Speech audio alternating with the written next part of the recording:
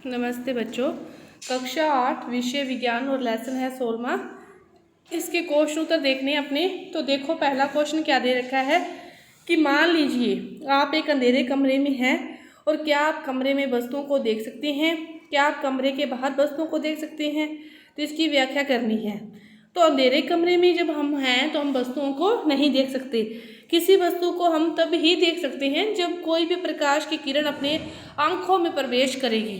तो हम अंधेरे कमरे में वस्तुओं को नहीं देख सकते, लेकिन कमरे की बाहर की वस्तुओं को देख सकते हैं। जब कमरे का बाहर का प्रकाश अपनी आंखों पे पड़ेगा तो हम उससे बाहर की वस्तुओं को देख सकते हैं। इसके बाद देखो दूसरा क्वेश्चन, नियमित तथा विस्तृत परावर्तन में अंतर बताइए। क्या विस्तृत परावर्तन का अर्थ है परावर्तन के नियम विभिन्न हो गए हैं। तो नियमित परावर्तन तो क्या है कि यह परावर्तन तो समतल पृष्ठ पर होता है और चीकने पृष्ठ पर होता है, और इसमें जो आपतित किरणें हैं उनके बीच जो कोण है वही कोण क्या रहता है, परावर्तित किरणों के बीच रहता है। लेकिन विस्तृत परावर्तन में क्या होता है कि जो परावर्तन विषम होता है, अनियमित पृष्ठ होता है और परावर्तित किरणें समांतर नहीं होती। तो विस्तृत परावर्तन में परावर्तन का नियम विफल नहीं होता, लेकिन यह विषम पृष्ठ पर जो अनियमितताओं के कारण ऐसा संभव होता है। इसके बाद देखो आपको नियमित और विस्तृत परावर्तन होगा या क्या कौन सा परावर्तन होगा ये बताना है। तो पहला है पॉलिश युक्त लकड़ी का मेज। तो इससे क्या होगा, नियमित परावर्तन होगा क्योंकि लकड़ी के मेज पर पॉलिश की हुई है तो वो समतल है इसीलिए। इसके बाद चौक पाउडर, इससे विस्तृत परावर्तन होगा क्योंकि चौक पाउडर का जो पृष्ठ है वो रुक्ष होता है, वो पृष्ठ अनियमित होता है। गत्ते का पृष्ठ विस्तृत परावर्तन होगा कि गत्ते का जो पृष्ठ है वो भी समतल नहीं होता। संगमरमर का फर्श, इससे क्या होगा, नियमित परावर्तन होगा। दर्पण से भी नियमित परावर्तन होगा और कागज के टुकड़े से भी नियमित परावर्तन होगा। ये नियमित परावर्तन पृष्ठ पर निर्भर करता है कि कौन सा पृष्ठ समतल है और कौन सा पृष्ठ समतल नहीं है। इसके बाद देखो परावर्तन के नियम लिखने हैं। परावर्तन के नियम क्या कहते हैं कि जो आपतन कोण है, परावर्तन कोण है, परावर्तन के नियम क्या कहते हैं कि जो आपतन कोण है वो सदैव परावर्तन कोण के मान उसका बराबर होता है, और आपतित किरण, परावर्तित किरण और परावर्तक पृष्ठ पर आपतन बिंदु पर खींचा गया जो अविलंब है, ये भी तीनों भी क्या होते हैं, एक ही तल में होते हैं। इसके बाद देखो पांचवा क्वेश्चन, आपको समतल आपतित किरण, परावर्तित किरण और आपतन बिंदु पर अविलंब एक ही तल में है, इसको क्रियाकलाप के द्वारा दर्शाना है। तो ये आपके पाठ में है। इसके बाद देखो छठा क्वेश्चन, रिक्त स्थान की पूर्ति करनी है कि एक समतल पृष्ठ के सामने 1 मीटर दूरी पर व्यक्ति खड़ा है तो वह अपने प्रतिबिंब को, समतल दर्पण की बात है तो कितनी मीटर दूरी पर देखेगा, तो वह अपने प्रतिबिंब को खुद से 2 मीटर की दूरी पर देखेगा क्योंकि खुद ही वो 1 मीटर दूरी पर खड़ा है और उसका प्रतिबिंब भी पीछे 1 मीटर पर बनेगा, तो 1 और 1 2, वह अपने प्रतिबिंब को 2 मीटर की दूरी पर देखेगा। इसके बाद देखो दूसरा, यदि किसी समतल दर्पण के सामने खड़े होकर आप अपने दाएं हाथ को अपने डैश कान को छुएं तो दर्पण में ऐसा लगता है कि आपका दायां कान डैश हाथ से छुआ गया। तो आप अपने दाएं हाथ से बाएं कान को छूते हो तो आपको लगता है कि जो दायां कान है वो बाएं हाथ से छुआ गया है, उल्ट लगता है। इसके बाद देखो सी, जब आप मंद प्रकाश में देखते हो तो आपकी जो पुतलियों का जो साइज है वो कैसा हो जाता है, बड़ा हो जाता है, और रात्रि पक्षियों के नेत्रों में शलाकाओं की जो संख्या है उसकी अपेक्षा शंकुओं की जो संख्या है वो क्या होती है, कम होती है।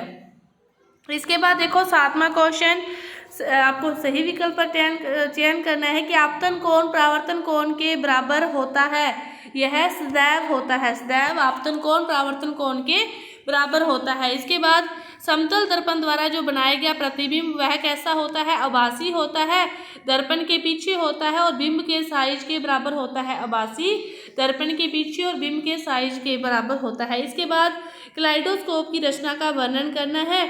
जो कैलेडोस्कोप है उसको बनाने के लिए जो दर्पण की जो लगभग 15 सेंटीमीटर और 4 सेंटीमीटर चौड़ी 3 आपको आयताकार जो पट्टियाँ लेनी होती है और उसे आपके जैसे बुक में दिया गया है उसी चित्र के अनुसार आपको उनको फिक्स करना है, और फिर इन्हें गत्ते या मोटे जो चार्ट पेपर की बनी एक बेलनाकार ट्यूब में आपको पूरी दृढ़ता से इनको लगाना होता है। और फिर आपको लगाने के बाद ये सुनिश्चित करना पड़ता है कि जो ट्यूब है वो दर्पण की जो पट्टियों से थोड़ी सी लंबी हो, ज़्यादा लंबी ना हो, थोड़ी सी लंबी हो और ट्यूब के एक सिरे को आप गत्ते की एक डिस्क से बंद कर दो और उसके भीतर का जो दृश्य देखने के लिए आप उसमें एक छोटा सा छिद्र बना होता है। तो डिस्क को टिकाऊ बनाने के लिए इसे नीचे पारदर्शी प्लास्टिक की शीट चिपका दो।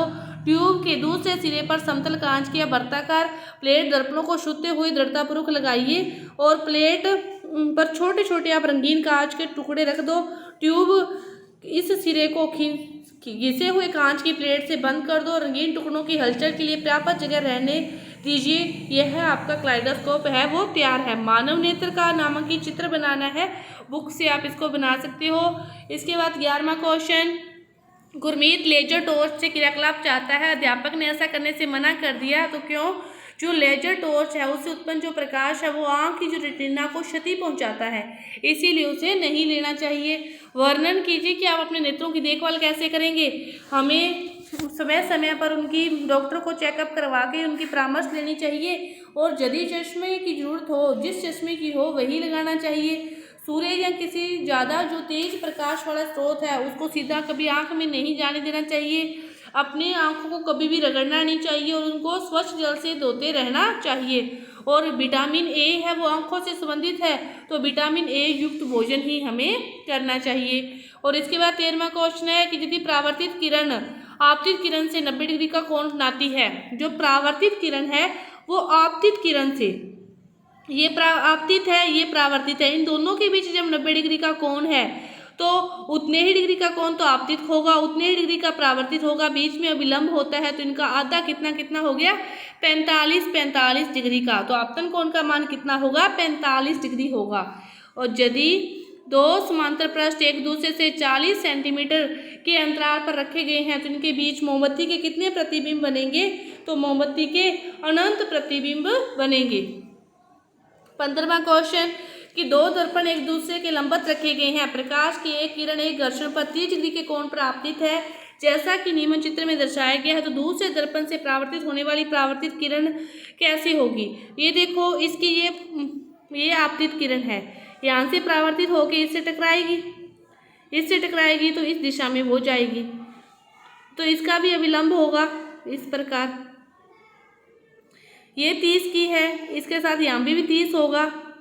और ये वाला जो फिर बनेगा ये कितने का, ये 30 60 और ये भी कितने का होगा फिर 60 का, ये 60 का होगा। तो फिर इसका भी ये 60 और ये भी 60 और ये ऊपर वाला 30 है तो नीचे वाला भी फिर कितने का होगा, 30 का होगा। तो आपको इस प्रकार ये दर्शाना है। इसके बाद देखो 16वां क्वेश्चन, इसमें निम्न चित्र में दर्शाए अनुसार बुझो एक समतल दर्पण के ठीक सामने है, उसे हटकर एक किनारे पर जाता है, समय को दर्पण में देख सकता है या नहीं, तो बुझो समय को दर्पण में नहीं देख सकता क्योंकि वह दर्पण की सीमा से क्या है, बाहर है। पी और क्यू के जो प्रतिबिंब हैं सिर्फ वही दर्पण में सीधे दिखाई देंगे, आर का प्रतिबिंब भी दर्पण में नहीं दिखेगा। इसके बाद 17वां क्वेश्चन है कि ए पर स्थित किसी वस्तु के समतल दर्पण से बनने वाले प्रतिबिंब की स्थिति ज्ञात करो। तो ए से जो समतल दर्पण है वो उतनी ही दूरी पर बनेगा जितनी दूरी पर वस्तु के दर्पण के वो आगे है, ये जितना उसके आगे है उतनी दूरी पर बनेगा। क्या बी से पहली प्रतिबिंब को देख सकती है, बी से पहली प्रतिबिंब को देख सकती है, तो बी से जो पहली है वो प्रतिबिंब को आसानी से देख सकती है। क्या सी से बूझो इस प्रतिबिंब को भी देख सकता है, तो सी से बूझो भी इस प्रतिबिंब को आसानी से देख सकता है। अब डी जब पहली बी से सी पर चली जाती है तो ए प्रतिबिंब को किस ओर खिसक जाता है, तो ए तो कहीं नहीं खिसकेगा क्योंकि बी जा रहा है सी की तरफ, तो उसके जाने पर भी जो ए प्रतिबिंब है वो तो वहीं रहेगा, ए तो हिला ही नहीं है, बी सी की जगह जाएगा तो उसको वहाँ से दिखाई दे जाएगा, लेकिन ए कहीं भी नहीं जाएगा। ये आपके इस पाठ के जो क्वेश्चन उत्तर हैं पूरे हुए। धन्यवाद।